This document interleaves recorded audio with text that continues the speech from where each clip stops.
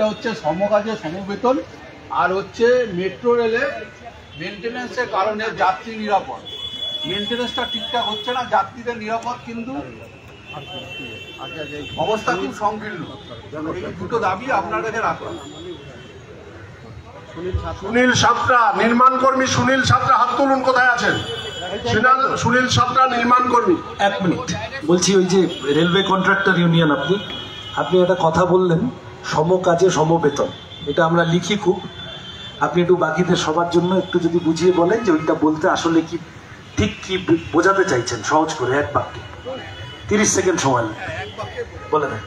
এটা হচ্ছে যে সরকারি যারা কাজ করে তাদের যে স্যালারি বা বেতন, সেই কাজে আমরা যে কাজটা করছি সেই সেম কাজের বেতন আমরা পাচ্ছি না, এটাই। স্থায়ী কাজ আর কন্ট্রাকচুয়াল কাজে একই বেতন, এই দাবি। সুনীল সাঁতরা, নির্মাণ কর্মী, একটা প্রশ্ন। আমার বই আছে নির্মাণ শ্রমিকের, যাদবপুর লোকসভা কেন্দ্রের কমরেড সৃজন চক্রবর্তীকে অভিনন্দন জানাই, সরি ভট্টাচার্য। নির্মাণ দক্ষিণ চব্বিশ পরগনা জেলা নির্মাণ শ্রমিক, আমি একজন নির্মাণ শ্রমিক, কিন্তু 2017-র আগে পর্যন্ত বামফ্রন্ট সরকারের সময় যে বইগুলো হয়েছিল তাতে প্রতি মাসে 20 টাকা করে, বছরে 240 টাকা করে জমা নেওয়া হতো, কিন্তু 2017 সালের পর মাত্র 30 টাকা করে বছরে নেওয়া হয়। 2017 সালের আগে শ্রমিকদের 10-12 বছর করে যে বইটা চলেছে, যে 240 টাকা করে জমা হয়েছে 1000, 1200, 1000 পর্যন্ত, সেইটা বর্তমান সরকার কিন্তু রিটার্ন দেওয়ার কথা ছিল, সেটা রিটার্ন দিচ্ছে না। যে শ্রমিক এ পর্যন্ত 2017-র আগে পর্যন্ত বা এ পর্যন্ত কোনো রকম সুযোগ সুবিধা পায়নি, তার সঞ্চিত অর্থ কেন সে বঞ্চিত হবে? আমাদের রাজ্যে সারদার টাকা মানুষ পায়নি, কিন্তু আমাদের শ্রমিকের টাকা সরকারের কাছে থেকে গেল, সে সঞ্চয় করলো কিন্তু তার সঞ্চয় রিটার্ন পেল না। এটা আমার প্রশ্ন, যে হাজার হাজার যে টাকা, লক্ষ লক্ষ টাকা যে সরকারের কাছে থেকে গেল, এই টাকা যাতে নির্মাণ কর্মীর উদ্ধার হয় বা তারা রিটার্ন পায়, এই আবেদন রাখছি, আগামী দিনে যাতে এর সুরাহা ব্যবস্থা হয়। কমরেড সৃজন ভট্টাচার্য বলবেন, উনি বেরিয়ে যাবেন, কিন্তু আপনারা যাবেন না। এই সমস্ত যা প্রশ্ন কমরেড রাহুল ঘোষ তিনি তারপরে বলবেন, ফলে কমরেডরা যাবেন না। আমাদের লাস্ট প্রশ্নকর্তা ওলাউবের গিট টিঙ্কু দাস, তাড়াতাড়ি একটা প্রশ্ন। আচ্ছা, প্রথমে আমি এই যাদবপুর লোকসভা কেন্দ্রের সিপিআইএম প্রার্থী কমরেড সৃজন ভট্টাচার্যকে Ola Uber app cab operators union থেকে অভিনন্দন জানাবো। কেন এই সময়কালে দাঁড়িয়ে কোনো প্রার্থী বা রাজ্যের লোকসভা নির্বাচনে দাঁড়িয়ে কোনো প্রার্থী ওলা উবেরের এই শ্রমিকদের দাবি নিয়ে, শ্রমিকদের জ্বালা যন্ত্রণা নিয়ে কোনো কথা বলে না। সৃজন ভট্টাচার্য তার বক্তব্যের মধ্যে দিয়ে কথা তুলে ধরেছে। আমার প্রশ্ন হচ্ছে দুটো। এক হচ্ছে, এই ওলা উবেরের সঙ্গে যারা যুক্ত শ্রমিক আমরা, আমাদের সামাজিক সুরক্ষা, ধরুন রাস্তায় গাড়ি চলতে গেলে গাড়ি অ্যাক্সিডেন্ট হলো, দুর্ঘটনাবশত সেই ড্রাইভার নিহত হলো, তার পরিবারটা কি জলে ভেসে যাবে? দ্বিতীয়ত হচ্ছে, ওলা উবের কোম্পানি রাজ্যের সরকারের লাইসেন্স প্রাপ্ত তারা ব্যবসা করছে, তাদের এই রাজ্যের বুকে কোনো অফিস নেই। ফলে এখানে অনেক যারা সাধারণ মানুষ আছেন যারা ওলা উবের চড়েন, তারা কোনো কমপ্লেন জানাতে গেলে অফিসে জানাতে হয়, তারা অফিস পান না খুঁজে। আমরা বলছি এটা নিয়ে কমরেড সৃজন ভট্টাচার্য কি বক্তব্য তুলে ধরবেন আগামী দিনে সাংসদে, এটা একটু বলবেন। ধন্যবাদ। মোহন মাঝি, শেষ পার্টটা হলো যে মোহন মাঝি, আর 2-3টে নেব, ঠিক আছে, অসুবিধা নেই। আমাকে খালি একটা কথা বলো, সেটা হলো শেষ পার্টটা কি বললে, যে ওলা উবেরের শ্রমিক আছে, মালিকের অফিস নেই। না, না না না না, ওলা উবেরের শ্রমিকরা আছে রাস্তায়, কিন্তু মালিকদের নির্দিষ্ট কোনো অফিস নেই। অফিস ছিল, কিন্তু তারা এই শাসক দলের তারা আন্দোলনের চাপে পড়ে তারা অফিস গুটিয়ে নিয়ে চলে গেছে। র্যাপিডো থেকে শুরু করে ওলা উবের ইনড্রাইভ কারোরই কলকাতায় কোনো অফিস নেই। ফলত আমাদের ড্রাইভারদের মনে করুন কোনো প্যাসেঞ্জারের থেকে আমরা যদি কোনো হই, আমরা কোনো কমপ্লেন জানাতে পারছি না। আইডি যত্রতত্র বন্ধ করে দিচ্ছে, আমরা কোনো কমপ্লেন জানাতে পারছি না। ঠিক আছে, ঠিক আছে, ধন্যবাদ। আর আমি আপনাদের কাছে আবেদন চেয়ে নিচ্ছি, মানে অনুমতি চেয়ে নিচ্ছি, এরপরে প্রচার প্রার্থী পরিক্রমায় যেতে হবে, ছুটতে হবে, ওরা বারবার ফোন করছে। আমি আর 3টে প্রশ্ন নিই, মোহন মাঝি, ঠিক আছে? আর 3টে প্রশ্ন নেবো, সেটা একটু বুঝে করে নেন। স্ট্রিট হকার মোহন মাঝি। আমি গড়িয়া স্টেশন চত্বরে হকারি করি। অ্যাকচুয়ালি আমরা সাধারণ মানুষের কম পয়সায় তাদের বিভিন্ন প্রয়োজনীয় দ্রব্য তাদের হাতে আমরা খুব সহজ উপায়ে তুলে দিই।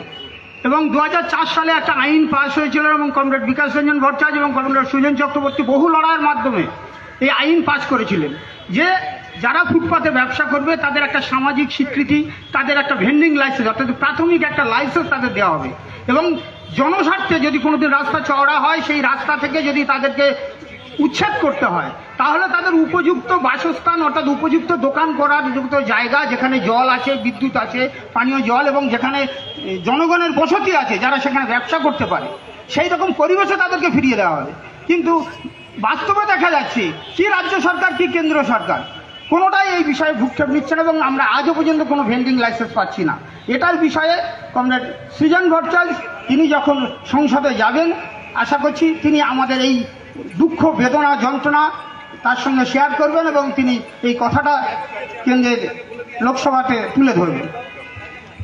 আমাদের প্রশ্ন আমরা নিতে পারবো না, কমরেড সৃজন বেরিয়ে যাবেন। আমরা আশা করি অনেক প্রশ্ন আমরা এসে বাকি যদি আচ্ছা ঠিক আছে দুটো হ্যাঁ ও ছাত্র আরে ওয়ার্কার তো হ্যালো কে হাতের অমল দাস। আমি একটা কথাই বলতে চাই যে আমরা যে সরকারি কর্মচারীরা অবস্থানে কাজকর্ম করি, সেখানে অস্থায়ী কিছু শ্রমিক থাকে। তারা যখন ভবিষ্যতে রিটায়ার হবে বা কাজের শেষে একটা তো বয়স আছে, সেই নিরিখে দাঁড়িয়ে তাদের যদি কোনো রকম পথে কোনো দুর্ঘটনা ঘটে, সরকার তাদের কোনো স্থায়িত্ব নেয় না, কারণ এরকম ঘটনা অনেকবার ঘটেছে। তাই আমি বলতে চাই যে যারা অস্থায়ী কর্মী তাদেরকে কিভাবে স্বীকৃতি দেবে, এবং তাদের যে সরকারে যখন বছরে বছরে ডিএ বাড়ে, এরিয়া বাড়ে, তাহলে অস্থায়ী কর্মীদের ক্ষেত্রে কি হবে, এটা আমি জানতে চাইছি, আর কিছু না। গিগ ওয়ার্কার সৌরভ তার বক্তব্য উপস্থিত করছে। হ্যালো সৌরভ, তুমি একটু, এটা তো নতুন শব্দ, বাকিদের জন্য গিগ ওয়ার্কার মানে ঠিক কি ধরনের কাজ করো, এক লাইনে ব্যাখ্যা করে দাও। গিগ ওয়ার্কার তারা যারা ডেলিভারি বয় আর কি, সুইগি জোম্যাটো যারা করে, শুধু সুইগি জোম্যাটো না, যারা এখনো যারা যেগুলো রয়েছে আর কি, ব্লিঙ্কিট, সব মিলিয়ে গিগ ওয়ার্কার। তো আমার বেসিক্যালি গিগ ওয়ার্কার হিসাবে প্রশ্ন হচ্ছে,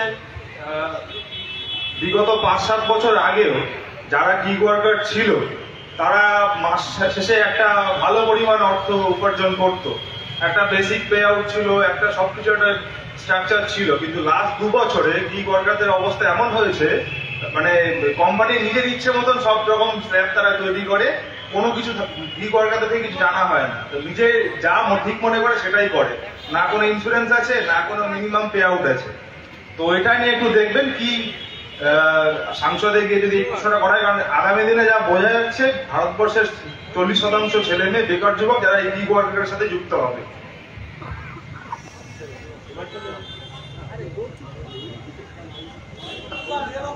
হ্যাঁ, রেলওয়ে হকার থেকে বলার কথা ছিল একজন।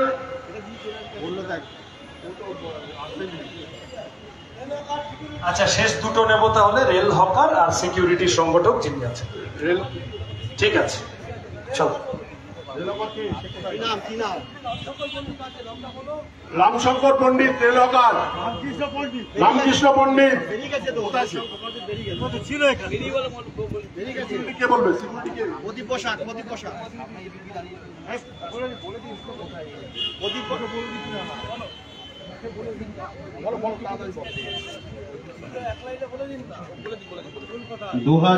সালে ইউপিএ গভর্নমেন্ট ফরমেশনের পরে প্রাইভেট মানে সিকিউরিটি অ্যান্ড অ্যালাইড সার্ভিস ইউনিয়নের জন্য যে একটা রেগুলেশন অ্যাক্ট চালু করেছিল বিজেপি গভর্নমেন্ট, প্রিভিয়াস 10 ইয়ার্সে সেইটা ইমপ্লিমেন্টেশন পার্টে কিছুই করেনি, স্টেট গভর্নমেন্টও করেনি।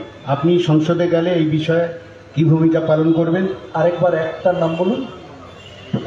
সিকিউরিটি রেগুলেশন অ্যাক্ট আর একটা ওয়েলফেয়ার বোর্ড, এদের জন্য ওয়েলফেয়ার বোর্ড গঠনের জন্যে মানে বলা হয়েছিল, সেটাও এখনো ইমপ্লিমেন্টেশন পার্টে কিছুই করেনি। আর হচ্ছে ইন্ডিয়া জোট যদি গভর্নমেন্ট পারমিশন করে, এই দুটো বিষয়ে আপনার ভূমিকা কি হবে? আর সমকোট বাতিলের বিষয়টা আপনি মাথায় রাখবেন, কারণ এটা যে সমকোট যে আইন আনা হয়েছে শ্রমিকদের 4টি কোট, ফলে এইটার বিষয়ে আপনার কি বক্তব্য থাকবে? ধন্যবাদ। হ্যাঁ, আর কোনো প্রশ্নকর্তা আর কেউ বলবেন? কোন শ্রমিক, কোন ট্রেডের কোন শ্রমিক বলতে চান? ট্রেড বলুন, ট্রেড। কোন ট্রেডের শ্রমিক চাই? ট্রেডের শ্রমিক, ট্রেডের শ্রমিক বলুন, ট্রেডের শ্রমিক কোনো? হ্যাঁ, একটু কথা বলুন সৃজন বলি তোমার সঙ্গে। এখন বলবে না ফোনে? আপনার সাথে কি কথা হয়েছিল ফোনে? আচ্ছা আচ্ছা, ওনারা গৃহ পরিচারিকাদের একটি সংগঠন, তাই তো? ওনারা আমার হাতে একটি দাবি সনদ তুলে দেবেন। আমি একটু দিদি এটা শেষ করে নিই, আপনারা এই পাশে এসে আসুন, দাঁড়ান, বসুন বসুন, আসুন আসুন।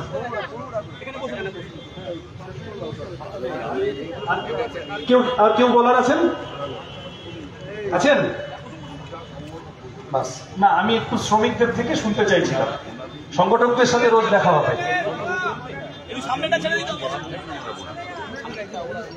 আচ্ছা, তাহলে এই যে গৃহ পরিচারিকা সংগঠনটি, তারা এসেছেন, আমি তাদেরকে ধন্যবাদ জানাই। তারা আমাদের বাম রাজনীতির পরিবৃত্তের লোক নন সরাসরি, তারা প্রার্থী হিসেবে কতগুলো মেমোরান্ডাম, দাবি সনদ তাদের সংগঠনের পক্ষ থেকে আমার হাতে তুলে দিতে চেয়েছে। আপনাদের অনুরোধ করব করতালি দিয়ে ওনাদের স্বাগত জানাতে, এবং ওনাদের অনুরোধ করব কোনো একজন দুজন আপনারা সকলেই মঞ্চে আসুন, এসে একজন দুজন যদি কি দাবি সনদ আপনারা বলছেন এক লাইন বলে যান।